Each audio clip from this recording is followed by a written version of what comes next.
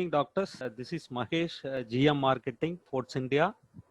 Let me welcome you for the evening for the webinar on supportive treatment options in COVID-19. Especially, there are many is recommended by the government as well as the social media. Everybody has been promoting that few supportive therapies for COVID for preventing COVID, like zinc, vitamin C, vitamin D3. And today we are discussing more the supportive treatment options for children. And to discuss more in depth, we have Dr. Janani Shankar. We are welcoming you, madam, for this webinar. And madam is having around 25 years of teaching as well as the research as well as the practicing experience. And madam is working as a senior consultant in Kanchi Kamakodi Child Trust Hospital. Madam is having many interest in like emergency medicine, hematology, as well as the infectious disease. Also, madam has published more than 60 publications in the journals and won lot of awards, and active pediatrician award received from IAP Tamil Nadu. Also, madam has been a scroll of honor 2011 for the National Board of Examination, and madam has been a part of many expert committee membership like IAP and tuberculosis and WHO dengue guideline preparation. And above all, she is the very busy practitioner in Kanchi Kamakodi Hospital.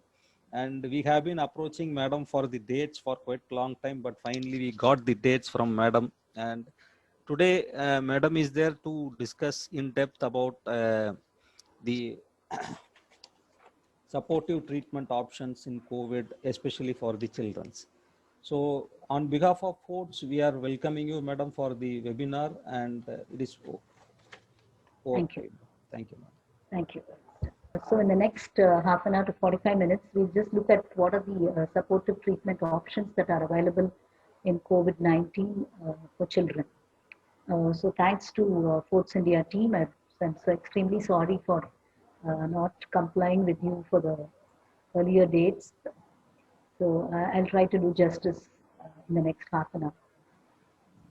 So COVID-19 has been a big challenge.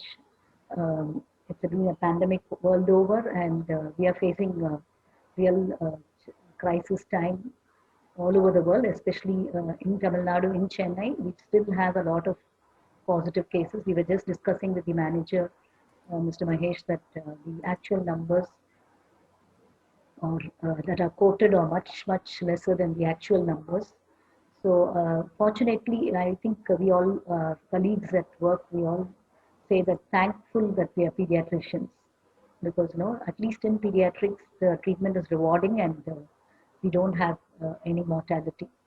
As of Child's Trust, as early as the lockdown was announced, the first lockdown was announced in March, and the entire hospital got tuned to the management of COVID-19.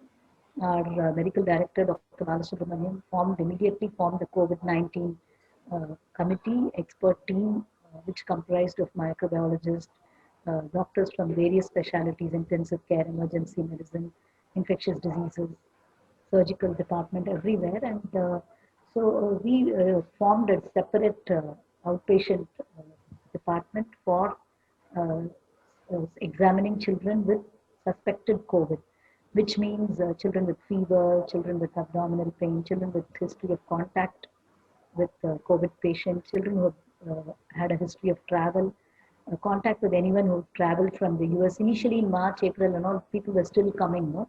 So only in March, end of March only, they stopped international travel. So till then people were coming. So we were screening all these children separately in a dedicated outpatient department, very close to the emergency department. There was a set of triage nurses who used to triage them and then make them enter the fever clinic or the outpatient clinic upstairs where all the consultants are available. Once they don't have any of these suspected criteria, then they are sent up to the consultant's OP. But everywhere, all of them followed complete personal protective equipment was used. And as on date, we have not had any healthcare worker with a major COVID-19 illness. We did have a few of them who were positive, but all of them had a very, um, I mean, benign course. Most of them were treated at home. So moving on to supportive treatment options.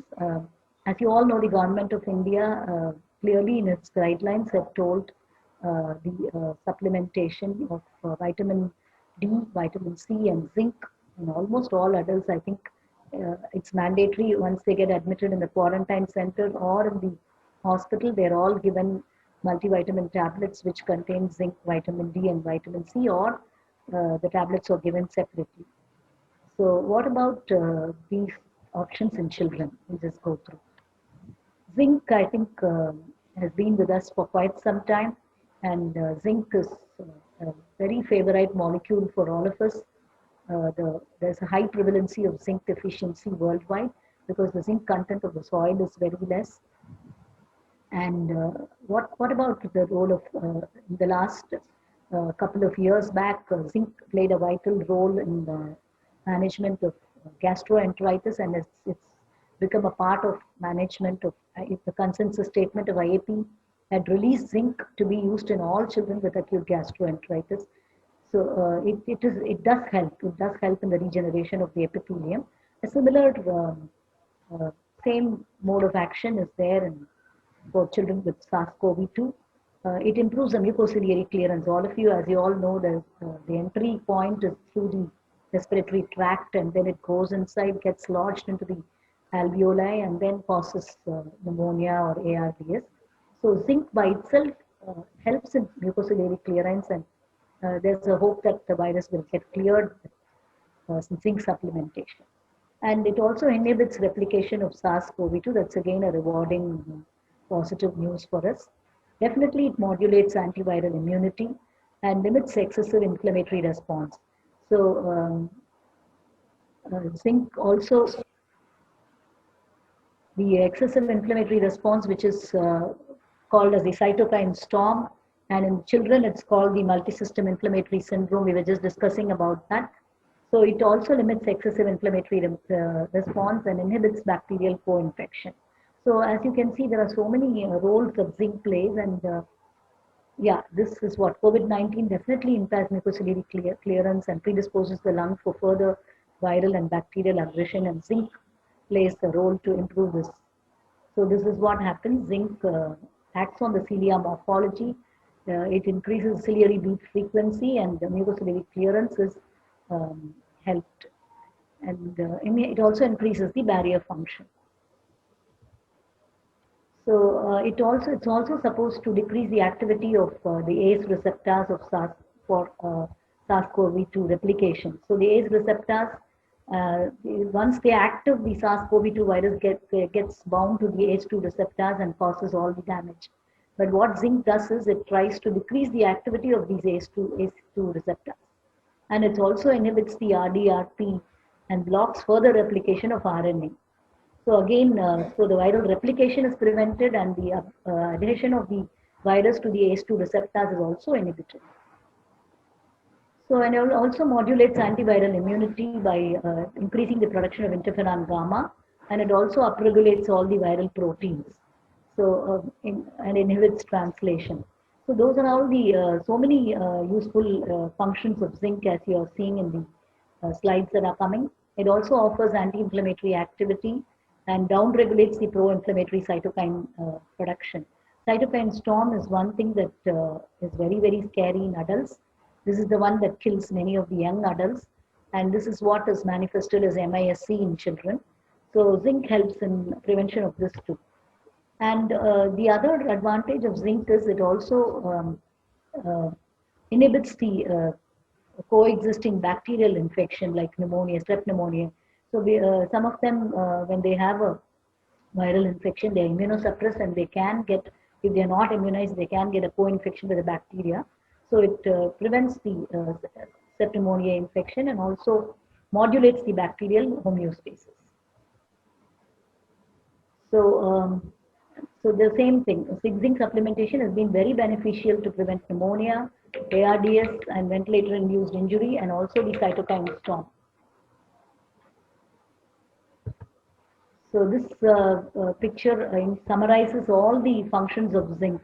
The ACE2 receptors, it deactivates them. It also has the RBNP molecule, and then the mucociliary clearance, then the interferon gamma, the antiviral immunity, the prevention of septic pneumonia co-infection, and in the end, it causes less chances of pneumonia, ARDS, and ventilator-induced lung injury. So this is an interesting article in the International Journal of Molecular Medicine, where they have discussed in length about zinc and respiratory infections. So zinc, they conclude by saying that zinc may possess protective effect as preventive and adjuvant therapy of COVID-19 through reducing inflammation, improvement of mucociliary clearance, prevention of ventilator-induced lung injury, and modulation of antiviral and antibacterial immunity. So in all aspects, zinc helps the patient to cope up with the COVID-19 infection. So that's about zinc. So I think there are enough roles that the zinc is playing in these children or adults with COVID-19. So there's nothing wrong. In fact, it's better to prescribe zinc for these children because you don't have anything to prescribe. At least you can prescribe something which helps them. So role of vitamin D, what about vitamin D? Vitamin D again has been there with us for the last 20 years, and it's done a major breakthrough in the adult vitamin D deficiency in children. The awareness was created about 20 years back. I think one of the key persons who did a lot of research work on vitamin D was our own medical director, Dr. Balasubramaniam. So vitamin D, as you all know, again plays a lot of role in both innate and adaptive immunity. Again, vitamin D by itself, as you can see here, it helps in or it decreases the autoimmunity, decreases the adipose tissue inflammation, decreases the chances of lung fibrosis. So this is one thing that CT findings, you can see the ground glass appearance, and all these adults and adolescents who have a pneumonia or a lung infection, later on they develop lung fibrosis. This is one thing that people are really worried about. You call it as long haulers effect or the longer effect of COVID-19. This is one thing that we are really worried about. So vitamin D helps in preventing lung fibrosis. It also has these decreasing the aromatase activity, and the cytokine storm, it plays a role in regulating the IL-1, IL-6, IL-12 and TNF-alpha, and by that the cytokine storm is also prevented. So, so this ACE2 receptor, like zinc, it also has an effect on the ACE2 receptor.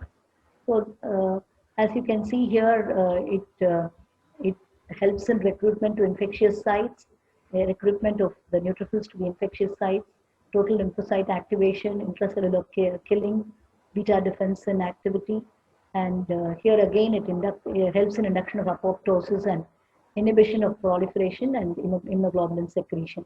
So in the end, again, it plays a lot of role. The added advantage of vitamin D over zinc is this part, the reduction in autoimmunity and the reduction in lung fibrosis and reduction of the adipose tissue inflammation. So as I said earlier, same thing, anti-proliferative and anti-inflammatory function on adipose tissue. So anti-fibrotic effect on lung tissue, I think this is the most important thing that vitamin D helps. And again, cytokine storm, it reduces the chances of cytokine storm. So it interacts both with the innate and the adaptive immune system. It activated toll-like receptors. Yeah, this is again a very lot of research has been done on what exactly the pathophysiology. These toll-like receptors, it gets activated and increases the levels of cathelicidins and beta defensins, and this in fact acts on the adaptive immune system and reduces the immunoglobulin secretion and the pro-inflammatory cytokine production. So these toll-like receptors reduces the cytokine storm by inhibiting the plasma cells from producing pro-inflammatory cytokines. So all effects or indirect effects on the cytokine storm, on preventing the cytokine storm. This is again a good article in the Journal of Endocrinology. Possible role of vitamin D in COVID-19 infection in pediatric population.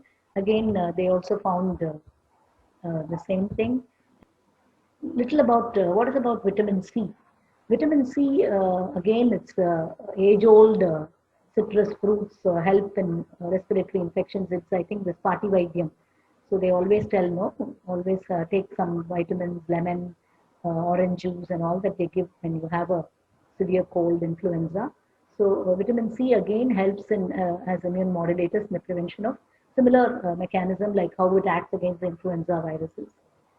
So vitamin C, what does it actually do? It reduces the chances of ARDS by again ACE2 receptors. All of them have something to do with the ACE2 receptors and modulation of the renin-angiotensin system, and thus helping the to restore the proper lung function. Again, cytokine storm, it prevents management of oxidative stress and cytokine storms.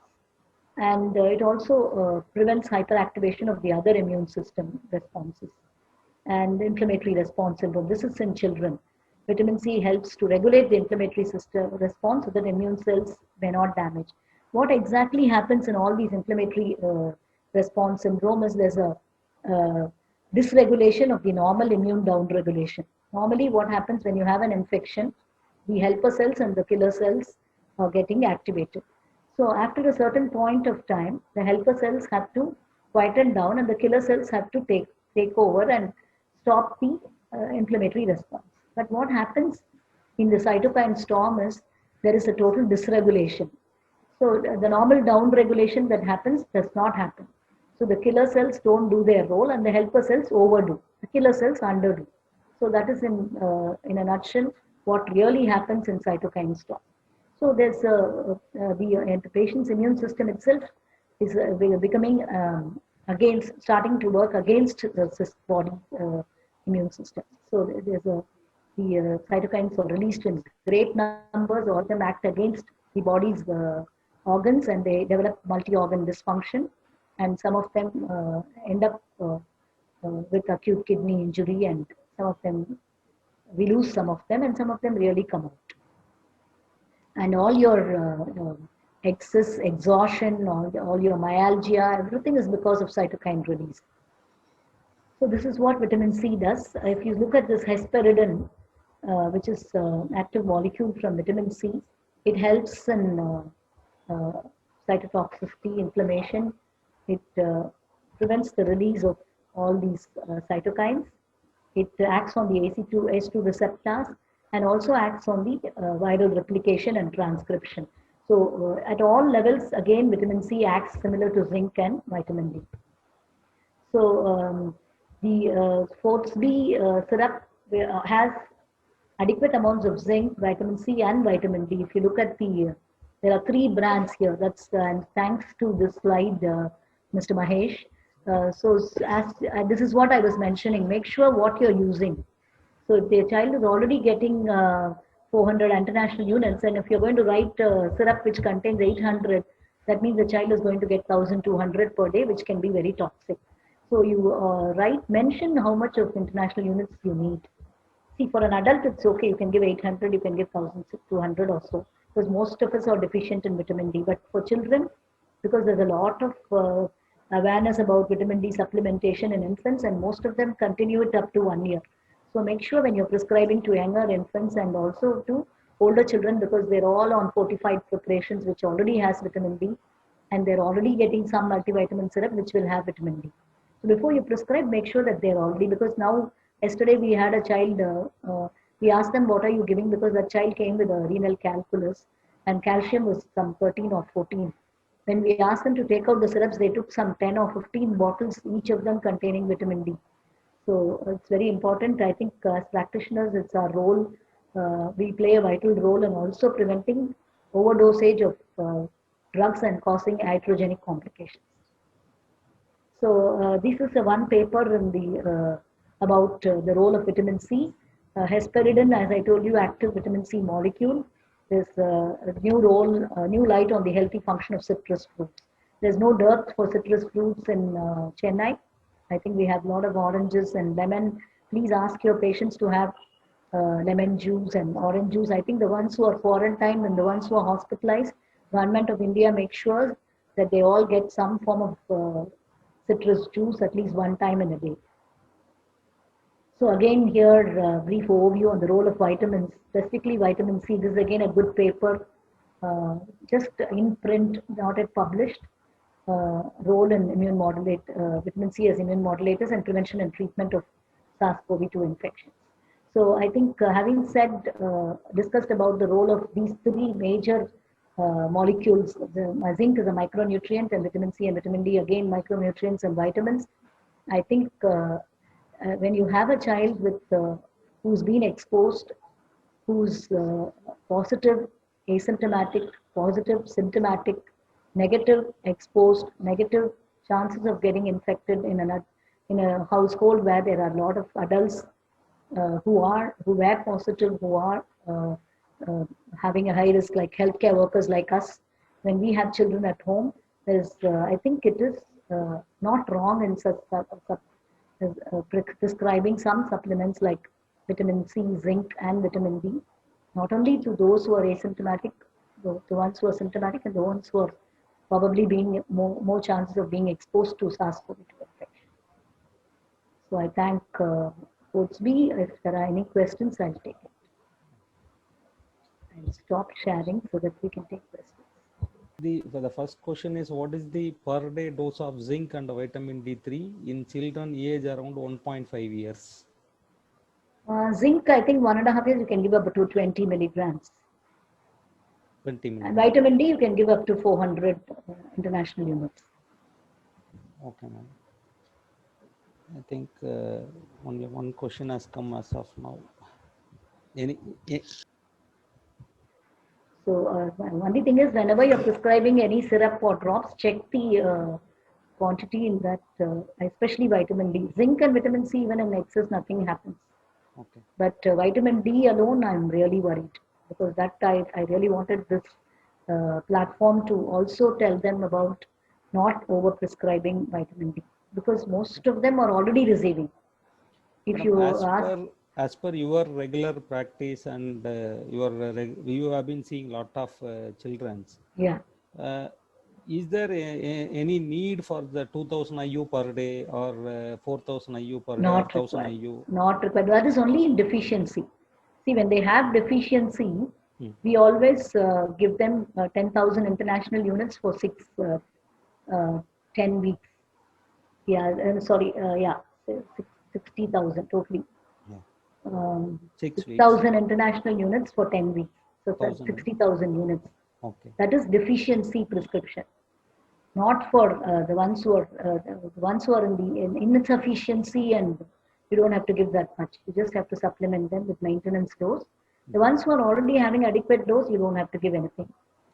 As a rule, all breastfed children up to 6 months, we give vitamin D, 400 international units per day. Apart from that, we also give vitamin D supplementation to children who are on anticonvulsants. Long-term anticonvulsants, we give them vitamin D because they are predisposed to vitamin D deficiency because of the action of anticonvulsants on the system. And the ones who are on long-term steroids like nephrotic syndrome, someone with SLE, autoimmune disease who are on steroids, ITP. So who was receiving long-term steroids, we give them autoimmune encephalitis, myoclonic seizures who are on steroids. For all of them, we give them vitamin D additional dose. But we always check the dose. We tell the parents to give it appropriately. Another question is that, madam, many of the pediatric cases also have the derma issue. What issue? Derma. Skin related infections. Rash rash and other things. So many dermatologists prescribe the steroid containing preparation. Yes. So whether that will deplete the vitamin D in the body, topical steroid application? Not really. I mean, I don't think, unless they're using it for a longer time, more than the time that it's prescribed. Okay. I don't think so. The COVID-related dermatological manifestations are very transient. Okay. They have severe erythematous rash on the palm soles, and they have it on the trunk, which disappears as the child improves. Okay. So what is called as COVID toe, we see something like a vasculitis. That again, part of the treatment with steroids and other things, they improve. It doesn't deplete vitamin D. I don't know. I think what is the dose of vitamin C? That is another question, ma'am, from one person. I'm not really sure about vitamin C. You can just give them some fruit juices or vitamin C. It's available as that Sub-C tablets. Yes, ma'am. Yes, ma'am. Any vitamin C, I don't think you should get worried. Even if so in excess also, it's good only. since Vitamin C is very safe. It doesn't cause any toxicity. If at because all of the water it can soluble cause some nature, gastritis. only That's all. because of the water soluble nature, Yes. the excess can go. Vitamin C in excess also, if at all it can cause gastritis. Nothing else. Yeah. So in all the, because when in the introduction we told that you have made a lot of the expert committee guidelines and all. Yeah, So yeah. all questions has come for only the dosage. Okay, What is okay. the dosage? What is the dosage? Yeah, zinc you stick to less than 6 months, stick to 10 milligram, more than 6 months, 20 milligrams. Vitamin D, again, 400 international units if it is less than 1 year. More than 1 year, you can go to a little older children, you can go up to 800 international. Adults, adolescents, you can even give about 1200. Okay. Okay. Right. Ma'am. So only these are all the questions, ma'am. One more question. And Dr. Ashish Pradhan has told that it is a nice presentation also. Thank you. So thank you, doctor. And How long you want to give in COVID? Yeah. As long as the pandemic is there. At least till the end of this year. Madam, when you build a immunity, so currently if you say for all the quarantine patient and all, so they are giving for only 10 days. No, that's what, see, the ones who are infected, you give it only during the duration. For the ones who are, any child, like children, no, they can get infected at any time. So supplementation with small amounts, nothing will happen. Okay. If at all, you're trying to also immunomodulate them, no? So if not SARS-CoV-2, other influenza virus infections also will come down. So again, now October, November, you're going to have an influenza epidemic. You're going to have a flu season and many bronchiolitis and viral associated disease, viral pneumonias, everything will come. And it also helps them to protect against strep pneumonia, as we saw in one of the slides. So there's nothing wrong in giving.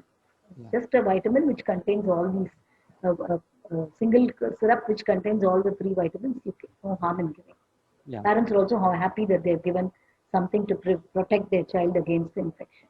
Yeah. So thank you very much, ma'am, for your patient answering also. And let me once again thank you on behalf of the entire team of Forts as well as the participants. There are brands which contain 50 mg zinc, whether it is necessary. 50 mg older child, I don't think there's any. It is not specified or child age or. Yeah, that is what 50 mg. I wouldn't give it for a child who's less than 1 or 2 years. Yeah. An older child, fine. Yeah. I should thank you for bearing with me. I was. Thank you. Thank you so much. Thank you.